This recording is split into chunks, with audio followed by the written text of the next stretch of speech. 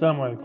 الصمت مهم في التعليم، مهم في الإدارة، مهم في الحياة اليومية، وفي النقاشات، وفي بناء الشخصية وتطوير الذات، وكيعطيك القوة الحقيقية والكاملة اللي كيتمناها أي شخص. من بين أنجح الكتب في التاريخ واللي تباعت منه ملايين النسخ هو كتاب باور، واللي كتعني القوة. هذا الكتاب هذا عبارة عن مجموعة من النصائح، 48 نصيحة بالضبط، وهما إرشادات باش توصل للقوة الكاملة. وفي النصيحة الرابعة قال روبرت غرينيز اللي هو المؤلف ديال الكتاب كاينين 5 ديال الفوائد مهمين ديال الصمت.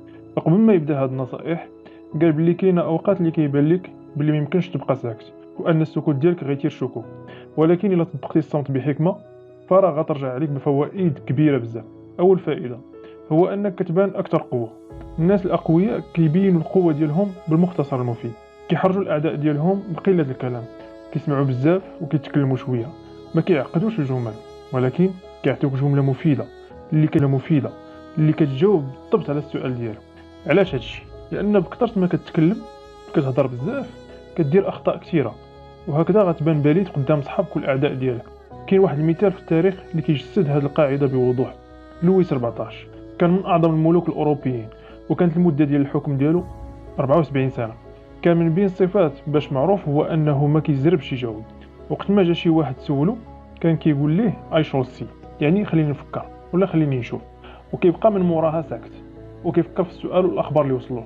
هادشي كان كيخلي الحاشيه ديالو تحترمه وتحس بالاحراج في داك الموقف، حيتاش ملي كياخذ وقته ما كيقدروش يتوقعوا الحركات ديالو، وكيصعب عليهم يقراو الافكار ديالو. حتى الا كان شي واحد دخيل ولا متسوس ما كيقدرش يكون فكره واضحه على التوجه ديالو. لويس ما كانش كيعطي جواب مباشر، بل بالعكس كياخذ الوقت الكافي ديالو باش يرتب الافكار ويفهم السؤال ويجاوب عليه بطريقه حكيمه. الفائده الثانيه ديال الصمت هي انك غادي تتعلم تقرا بنادم. ملي كتكون في غالب الوقت ساكت كتعلم تسمع بدقه وكتلاحظ التحركات ديال الاخرين، كتولي عندك قدره تكتشف الكذابه بسهوله، كتقدر تعرف النيه الحقيقيه ديال الواحد، حيت كل كلمه كيقولوها باش يقتلوا الصمت كيبينوا النوايا الحقيقيه ديالهم. ملي كتكون ساكت وكتسمع كتقدر تقرا لغه الجسد ديال الاخرين وتقارنها بالكلام ديالهم باش تشوف واش كاين تطابق ولا هما متناقضين مع راسهم. مع الوقت غادي تلاحظ بلي تبدلتي وطورتي قدره ديال انك تقرا الواحد من 2 كلمات الاولين، واي معلومه اكتشفتيها عليه تقدر تستعملها ضده. الفائده الثالثه ديال الصمت هي ان الكلمه ملي تخرج من فمك ما تقدرش ترجعها. حتى واحد ما كيبغي يقول شي حاجه اللي غيندم عليها، ولكن الا بقيتي صامت فراه ما غتندم على حتى شي حاجه. الفائده الرابعه هي ان الصمت غيعاونك تحكم في راسك وفي المشاعر ديالك. غتولي تفكر بزاف الحوايج وتفهم اشنو اللي كيخليك تغضب واشنو اللي كيخليك تفرح، شي حوايج اللي ما كنتيش كترد ليهم البال. وغتولي تفهم كيفاش مثلا اي واحد ملي كيجي المدير ديالو يغوت عليه بدون سبب، غادي تكون ردة الفعل الطبيعيه ديالو هي انه يهجم عليه بلغه اقوى، وربما يسب ويعاير وحتى يوصل للضرب ولا الجرح. هادشي غيخليه فرحان في ديك اللحظه، ولكن من بعد غيتندم مع الحال وغادي يقول علاش تصرفت ببلاده، حيتاش ما خداش بعين الاعتبار الابعاد ديال التصرفات ديالو وكان باغي غير يشفي الغليل ديالو. وفي هذه الحاله واخا يكون المدير ديالك غلط، فانت بداك الاندفاع ديالك وبالطريقه ديال الجواب ديالك اللي كتكون غير مدروسه غادي ترجع انت الغلط وانت اللي فيك المشكل، يعني غتولي من الضحيه وتولي انت هو مرتكب الجريمه وتحول المشكل من سيء لأسوأ.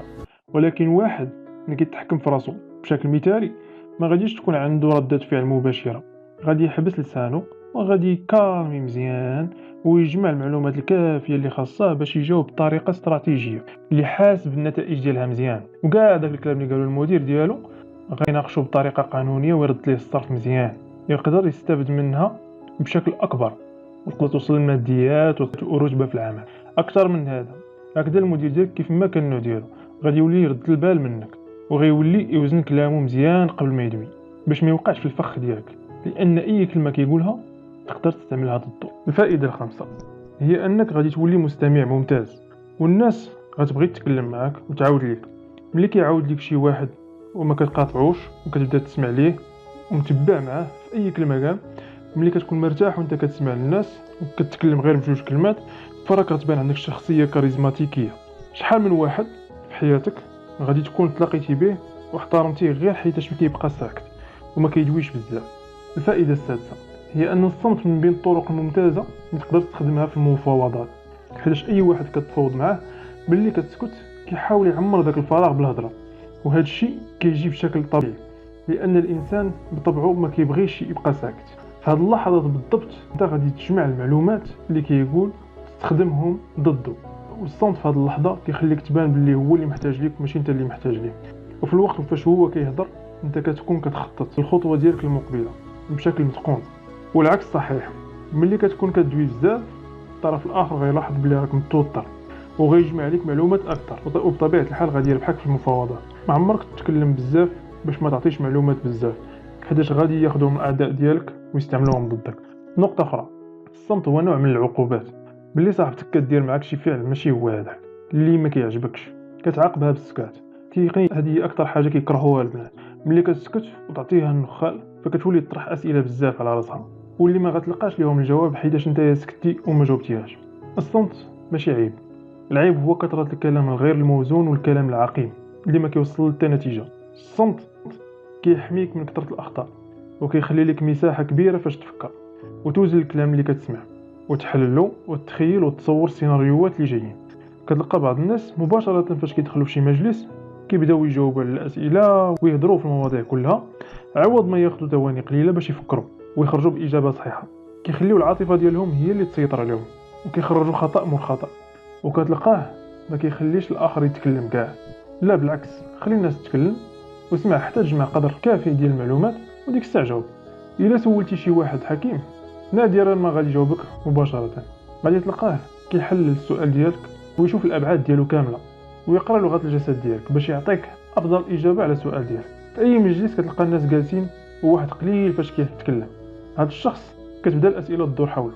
واش هذا الشخص ما فاهمش، ولا هذا الشخص حكيم، ولا ما واثقش في راسو، ولا خجول؟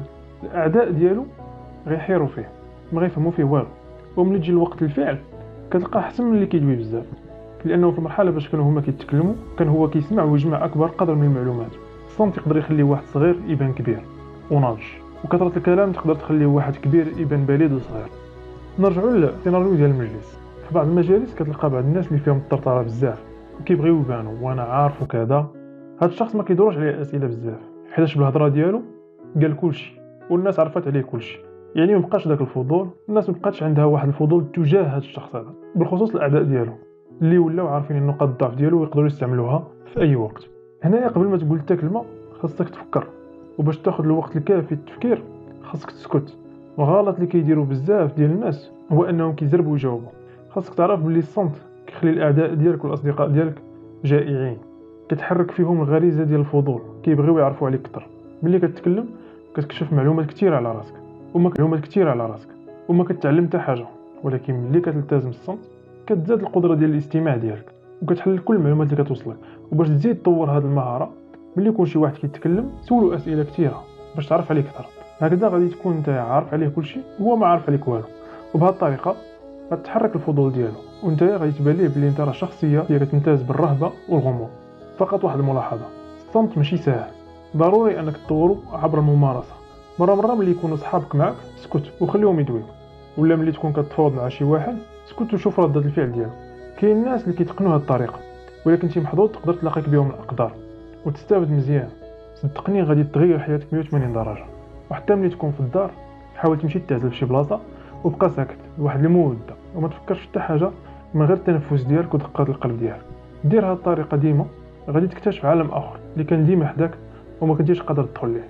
حتى لهنا سال الفيديو. الا ما كنتيش ابونا وضغط على لايك والجرس باش يوصلك الجديد، واي موضوع تبغي ندوي عليه في الفيديو الجايين خليه في الكومنت سيكشن. باي باي.